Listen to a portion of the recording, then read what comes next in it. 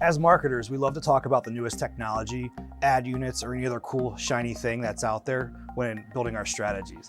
However, content is the heart of any digital marketing strategy, especially for social media. Now, I promise not to say content is king in this video, but I am going to talk about how to build a successful social media content marketing strategy. I'm Nate Mendenhall. Let's get into it. Now, before we start, it's important to understand what consumers actually want from social media content. Most of us think it's memes, cat videos, motivational content, but is that what they really want? A recent study says that 72% of consumers want discounts or sales, 60% of consumers want posts that showcase new products and or services, 59% of consumers want posts that inform, 56% of consumers want posts that entertain, 49% want content that inspires them, and 41% of consumers want content that talks about what's happening at the company. By understanding what consumers actually want from social media marketing content, you can build an effective plan that brings value to them, but also carries forward your marketing messages. Now, to build out that plan, we recommend 3 phases: planning, publishing, and measurement. I'm going to talk a little bit about each. First, planning. In the planning phase, you're going to want to think about what your company offers that may be different in the marketplace to your competitors. Why are you in business? What stories do you have to tell? And also, what value can you bring to consumers? Think about what will inspire them, inform them, and motivate them to engage with their company, but also keep in mind that you want to push them towards converting at some point. So when you're planning your strategy, take a deep look inward at your brand. Why are you in business? Who are you in business for? What are you providing? And outside of your product, what other value are you bringing to the marketplace? Start there. That's the best place to start when you're creating your social content strategy. So the planning phase of creating your social media content strategy is done. It's time to move on to publishing.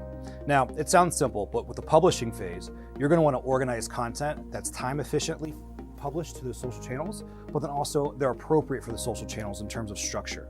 So Twitter, you're going to want to make sure that you research some hashtags that will be getting traction, especially for Instagram. Make sure you're looking at hashtags that are going to get traction. Make sure that the visuals, the imagery are really bright and engaging. So once you have all these different elements, you're going to want to organize them in what we call a content calendar. This isn't a new concept, but through experience, trial and error, our content calendars have a couple different elements that make our jobs much easier.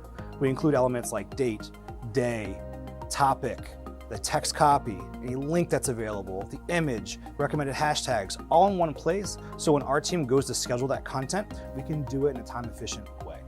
One quick note on publishing, we highly recommend taking your topics and breaking them down into subcategories, and that way your content is diverse and you're not talking about the same thing all the time.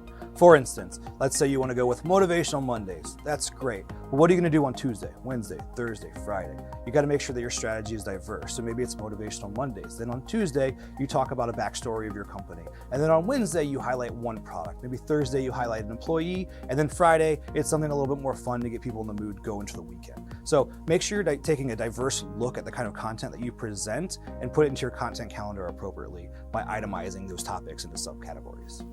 So you've done your planning, you've done your publishing, all of your beautiful content is out there in the social media world. Now what do you do? Well, now it's time for measuring the performance of that content.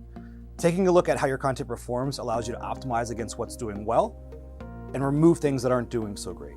And we do this by looking at a couple different KPIs: impressions, engagements, and then also clicks. So impressions, you're going to find out how many people are seeing your content.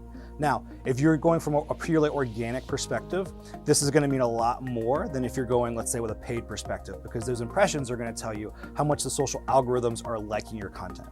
If that sounds like Chinese to you, that's fine. We have other content that will help explain what the social algorithms are. Looking at engagements, that's anytime someone likes, comments, or shares a piece of your content.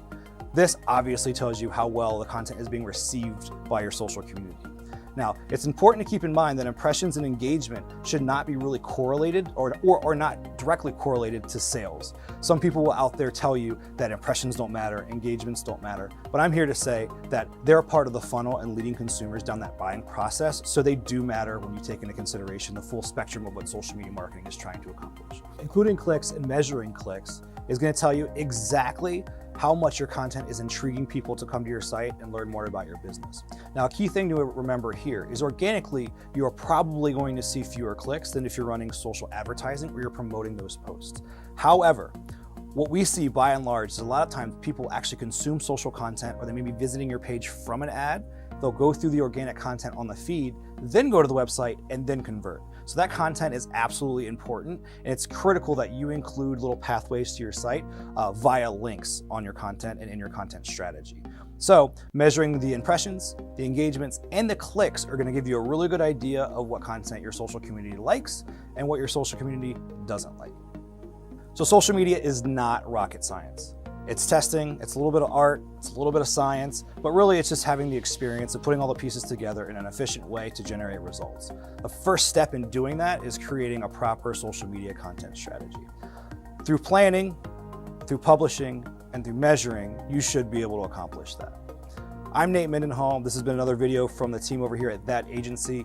We love having these conversations with you guys. Please connect with us on social media, Facebook, Twitter, LinkedIn, Instagram, all that good stuff. And then if you're just really wanting to talk to us and you want to contact me directly, you're more than welcome to give me a call here, 561-832-6262. Have a great day.